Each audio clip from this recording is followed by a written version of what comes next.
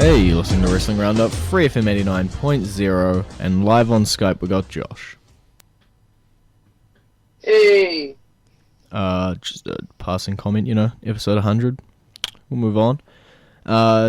So, what are we going to talk? We'll start off with something we actually...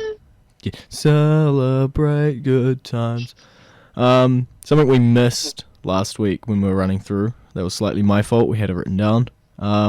And that is the next entrant into the Hall of Fame for this year. Rikishi. I think he's going to be one of those guys that will be debated as to whether or not he actually belongs, kind of along the same lines as Coco Beware. But Rikishi really was somebody who had a long career through several different gimmicks with the company, and I felt that he was deserving. Mm-hmm. He was one of the guys I grew up with, so I'm probably slightly biased here in my opinion. But yeah, I think he deserved it.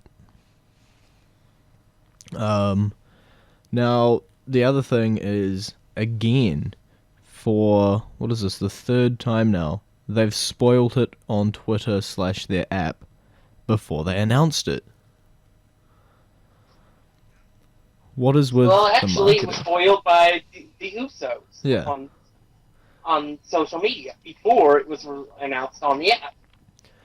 Yeah, I think probably one day before they tweeted, we're going to have a Hall of Fame announcement, and then rumor says it's someone from a big wrestling family, so it's going to be a Hart or an Anoa'i, and then the Usos flat out say who it is, and then it's announced or reiterated on the app, and then when it's announced on the show, everyone already saw it coming.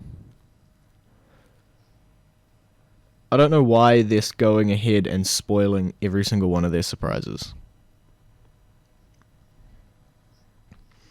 I slightly understand the first one. I don't really see it as a problem. It's annoying me. I like to be surprised and not have the same thing said to me multiple times. But what else do we have lately in Raw? Dean Ambrose is going to be challenging. I don't know if it's for the title. Is it for the title? I didn't know it's against Barrett. Dean and Barrett. Rusev Cena will for the title. Oh yeah, that one's for the title. I know Dean tied up Wade Barrett and sort of made him sign, but I didn't see any mention of the title on the contract. Yeah, it's going to be for the title. Right. The whole point of the thing is that it was going to be for an Intercontinental Championship. Well, when they printed their 5 words on a piece of paper really big, why didn't they put Intercontinental title on the big thing? But that's the whole point of the thing, was that he was going to face Bad News Barrett for the Intercontinental Championship. Yeah. That's why he had been wrestling with former Intercontinental Champions the last couple of weeks, was to try to get Bad News Barrett to defend the title. Mm-hmm. And he forced Barrett to sign the contract for the match. Yeah. That's not legally binding, right? And that's probably what they'll use to continue the feud for WrestleMania. Okay. We've also got... We can talk a little about Cena Rusev. Not much has changed, except for the fact that Rusev got absolutely crushed. And that gives them an out if they don't want to do the match yet. Fastlane. Mm-hmm. We're going into the rumor mill now, so I have no idea how true anything I'm about to say is. But I'm hearing things along the lines of Cena being proposed a reality TV show without WWE's involvement. Yeah, I think Cena's starting to look towards his life after wrestling. He's turning a little bit into the Rock. And that is what has caused the fundamental shift in his character over the last couple of weeks. So the whole old man veteran type thing that he's been doing with Rusev. I think this version of his character also makes him a little more expendable. Yeah. really, they've been shifting away from him since WrestleMania of last year. Mm-hmm. They only brought him in, gave the world title at Money in the Bank last year because of Bryan's injury. Yeah, they had to reset. But I don't know. Could we see Cena gone in a couple of years? I think I've always thought it's going to be a situation where it's going to be like with Edge, where he's just told he can't do it anymore. Okay. And he'll have to walk away. Yeah, I can see it. But I don't know. Cena it definitely doesn't need money. He's got plenty of that. Yeah. Cena is definitely the guy in the company that loves the business the most. Mm-hmm. Just because of everything. Because he does a schedule that is insane to even the most normal wrestlers in the company. Yeah. Cena's schedule is nuts. But he does it because he loves it. Yep. And when he comes out and says he loves when people boo him or loves when people cheer him, he means it. yeah. Not some kind of publicity stunt thing, gimmick thing. He generally loves the WWE. That's why I'm very hesitant to imagine him leaving on his own terms. The fact that he's so dedicated to it, I don't think he'll just leave to go do film or his reality show or anything like that. But he could. But we definitely will know one thing: he will never show up on other company programming. Mm-hmm. He will never wrestle for any company other than WWE. Yep. Okay, so we're gonna talk about someone who did wrestle for another company. We're gonna go into our slightly classic entrance theme of the week. It's Montel Vontavious Porter's WWE theme, I'm Coming. You're about to stop living. I want you to remember me. And you're back with Wrestling Roundup, FreeFM 89.0, Grady and Josh. So on SmackDown last week, Daniel Bryan and Roman Reigns forced the team up and pretty much demolished half the roster. Yeah, the entire tag team division was pretty much demolished by them. Yeah. I don't know what the thought process behind that was. But I guess it was to make them both look as strong as possible. Yeah, it's build up Bryan and Reigns, to give them respect for each other, and you really humanize Roman Reigns. Mm-hmm. Yeah. Because in the match with the Usos, with his cousins, he pulled Daniel Bryan off of them several times. Yeah. And yelled at him to win the match in the ring. Their match at Fastlane is going to be interesting. Yeah. But it was a really, really good match with the Usos. I would definitely advise watching that match if you haven't seen it. Just specifically that one or the whole thing? Well, I would say go ahead and watch the whole thing because the other matches are pretty much just squashes for the most part. I mean, as far as time goes, compared to the Usos match. The Usos and Reigns and Bryan put on, I think their match, first part of the match was about 15 minutes. Okay. That's about a pay-per-view length tag team match. 5 to 10 at the most. Okay. So we'll talk a little about Slatergator possibly being no more. Yeah, that may have been their last appearance together because Titus O'Neil showed up to help his former partner, Darren Young, against the Ascension. Yeah, when they announced Darren Young and a partner, everyone was expecting Titus, right? I wasn't the only one. And then they got the local wrestler. Yeah. The logic there is outstanding. But yeah, we get to see more millions of dollars. Do you think they're going to fall back into the primetime players role, or that their tag team would have evolved a little? We don't know. We don't even know if they're actually going to team up or not. Nah. It may have just been Titus coming out to help his buddy. They'll do it once, at least once. I don't know. I felt that the primetime players were fairly hilarious, but that's me. But then that also the big major question: what happens to Heath Slater? The same thing that's happened to Heath about 1,000,000 times now. He goes away for a few months. All the legends are they're going to do a Raw reunion. All the legends are going to beat him. Yep. And then Lita's going to hit him. Yeah, and he'll go away for a few months and he'll come back with a new partner and he'll try his best with it, but again, he's still down in the low leagues and he won't accomplish much. That's pretty much what happens every time. So we are sort of focusing a lot more on the Rhodes brothers, Cody and Dustin, with Dusty coming out and trying to help. I guess he didn't help very much, because they'd lost their match and Goldust got hit with whatever Cody calls that move now.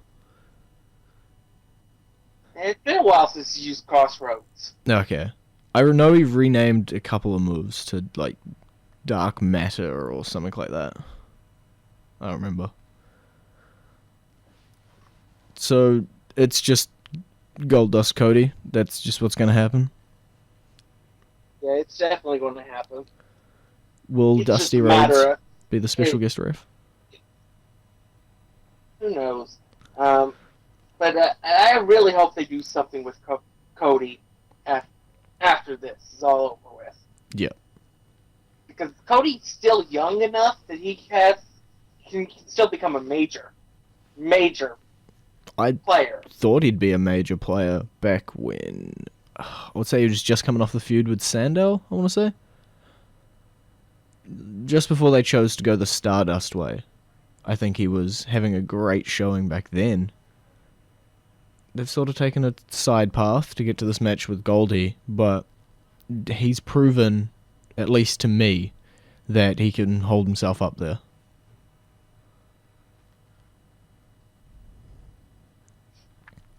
Cody definitely can perform character pretty well. I guess Stardust proved that if Cody Rhodes didn't. The undashing, then the dashing, and then a whole different bunch of versions of Cody. But Dusty Rhodes wasn't the only legend on Raw. We got Ric Flair to confront Triple H. What a confront! Yeah, I didn't see that one coming. I definitely didn't see that one coming. But it was a good row. It was a good row. Yeah. We're doing anything and Ric everything. Flair was just lost. We're just trying to not bring Sting on. So we're doing anything to prolong that feud without having Sting appear. And it actually works better for it. Yeah. I mean, a lot of people were pissed off they used the fake Sting last week. Yeah. What people need to realize is in WCW, he once employed an entire army of fake Sting. Yeah, I remember sending that clip. That was hilarious. So we're gonna see that again, I hope. Why wouldn't he use a fake Sting to get under the head of Triple H? It's a tactic we've seen him use. But I don't know why people were surprised. I guess maybe if they don't know the history of the Sting character. I think a lot of people are heading into this going like, oh, it's Sting. I know Sting. He was in WCW. He was a big guy. I wanted him to fight The Undertaker. Oh, look, he's finally coming back for his one WWE match. But they don't actually know what he did in WCW. And that's a slight problem, but I think they're playing off this feud as you can just know that little bit and enjoy the feud, but if you know deeper what he did in WCW, then the feud means a little more. And honestly, I think this is a better story than what Undertaker Sting would have been anyway. Yeah. Because Undertaker's team would just both show up at the same time and go, we've never faced each other. Let's go face each other at WrestleMania. Sounds good. Let's go. Okay, so we'll play the current entrance theme this time. It's TNA version of MVP's song, Return of the Roman.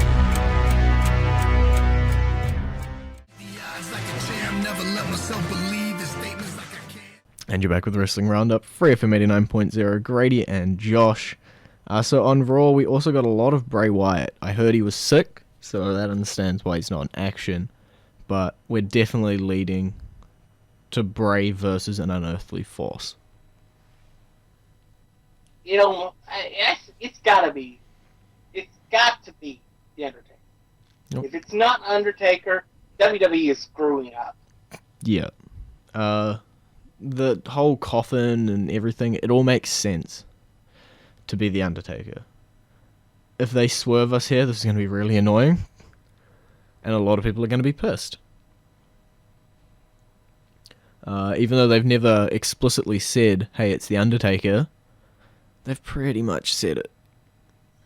Yeah, I mean, everything from his mentions of zombies to dead people to the coffin itself to the nails. It's all symbolism for The Undertaker. Mm-hmm. And we've got to see that match now. I think people are going to be disappointed if they don't. But then the question is who wins the match? I don't think it matters. I think we just sit back and we enjoy the match. Would a crowd accept a no finish, a no contest? I don't know. Type of thing? I would accept any finish, as long as it's a good match in between the bells. That's all I'm looking for now in an Undertaker match. I don't really mind which way it goes. Bray Wyatt's taken a whole heap of losses in his career. Another one won't matter, especially to The Undertaker. And The Undertaker's already lost the streak. So it's about the match content to me more now than the finish. I wouldn't mind the match going any of the three ways. You might have a personal preference of which you'd prefer. I guess no contest, since you brought that up.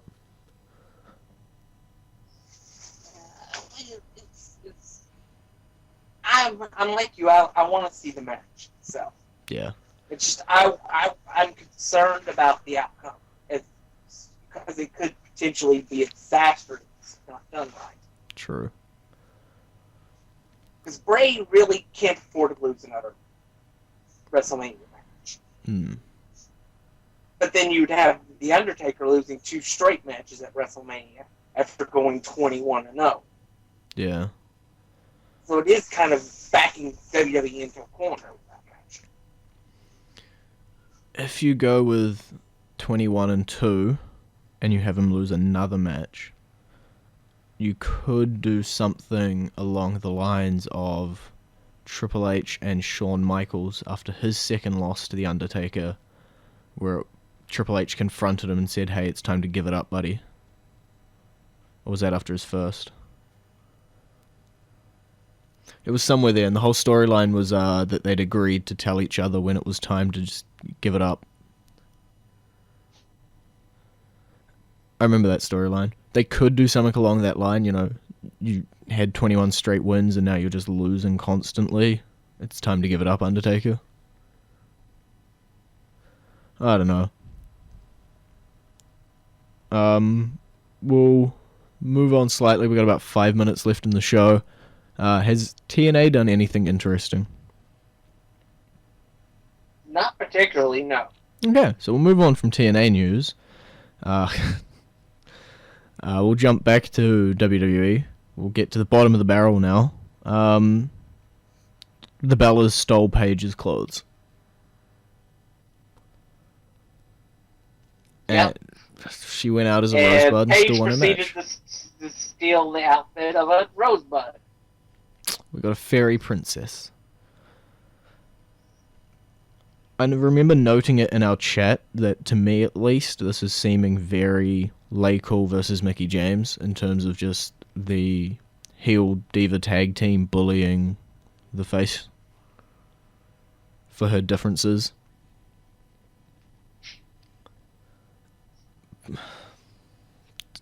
As long as they put on a good match. Again. I'm not as interested in the story behind the match. But, whatever. I just watched a Total Divas episode where Brie and Paige went out drinking all night. So, you know. Do you watch Total Divas, Josh? I haven't watched it in a while. Okay. But yeah, it doesn't seem to be a tie-in to that at all. So, I guess we're going to see more antics leading into Fastlane. And probably a rematch at WrestleMania. I want to say a lot of Fastlane is going to be like rematches at Mania. Just due to the fact that they're trying to put on such a good show with Fastlane in terms of the match card itself. But we'll run down and we'll grab some quick predictions of who you think is going to win every match. Just going to get it up here on my phone. I know the first match we'll just talk about, and that is the Bryan Reigns match. What's going to happen there?